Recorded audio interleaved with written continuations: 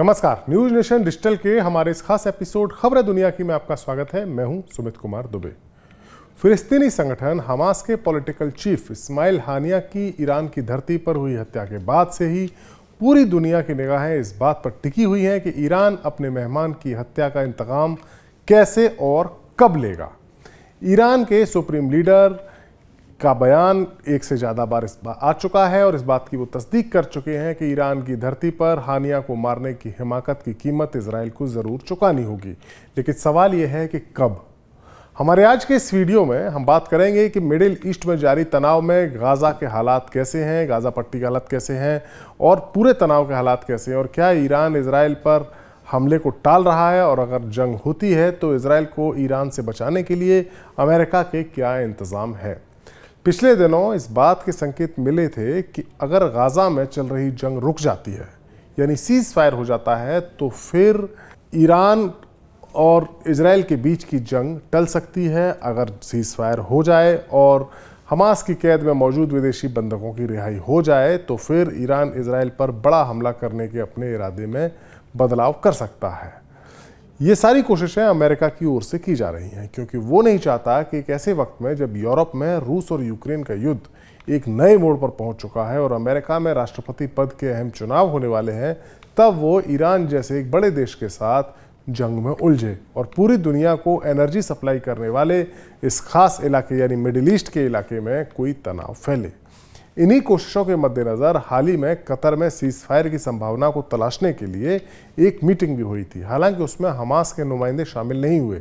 इसके बाद अमेरिकी विदेश मंत्री एंटनी ब्लिंकन इजराइल भी पहुंचे, लेकिन इजराइल और हमास के बीच युद्ध विराम का समझौता अभी तक अमल में नहीं लाया जा सका, या ये कहें कि अभी तक वो समझौता होगा या नहीं, ये भी तय नहीं हो सका है।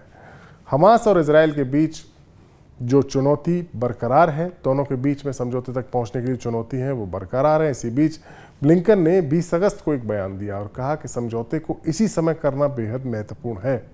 ब्लिंकन का कहना है कि हमें सीज फायर और बंधकों की रिहाई संबंधी समझौते को आखिरी रूप यानी फाइनल रूप देने की कोशिश करनी चाहिए और हमें इसे अभी करना होगा।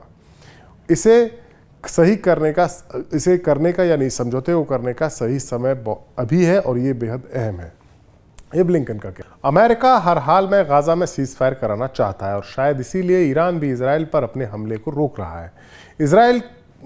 ईरान के सबसे powerful force Islamic revolutionary guard corps यानी IRGC के प्रवक्ता की ओर से एक बयान जारी किया गया है, जिसमें संकेत मिले हैं कि ईरान अपने हमले में देरी कर सकता है। मीडिया रिपोर्ट्स के मुताबिक IRGC के प्रवक्ता मोहम्मद नाइनी का कहना है कि वक्त हमारी तरफ है, वक्त हमारी साइड में है, हमारे हमले का वेटिंग पीरियड लंबा हो सकता है।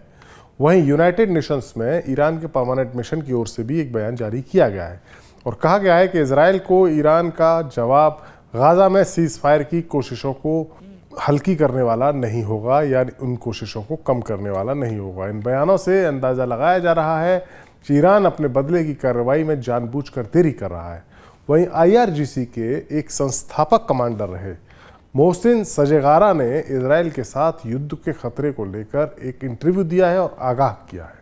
उन्होंने कहा है कि ईरान इस समय इजराइल के साथ लंबे समय तक युद्ध करने की स्थिति में है ही नहीं।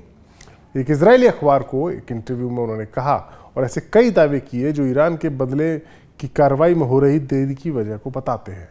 सजेगारा ने ईरान के भीतर आंतरिक संघर्षों और supreme leader Ayatollah Ali Khamenei के सामने आने वाली समस्याओं पर भी बात की है। उन्होंने कहा है कि खामनेई ने हानिया की मौत के बाद जवाबी कार्रवाई की धमकी दी, लेकिन जब अपनी मिलिट्री कमांडर्स और IRGC के लोगों ने ही रिपोर्ट मांगी, उन्होंने रिपोर्ट मांगी तो उन्हें बताया गया कि ईरान फिलहाल इजराइल से जंग लड़ने की स्थिति में नहीं है।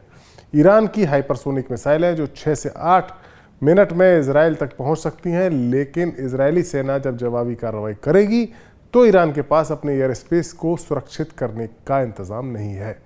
साजेगरा का कहना है कि ईरान के मिलिट्री ऑफिसर्स ने खामनेई से साफ किया है कि उनका देश इजराइल से लड़ने की स्थिति में नहीं है। ऐसे में हमें इंटरनेशनल मध्यस्थों के जरिए यानी मीडिएटर्स के जरिए बात करके बीच का रास्ता निकालना चाहिए।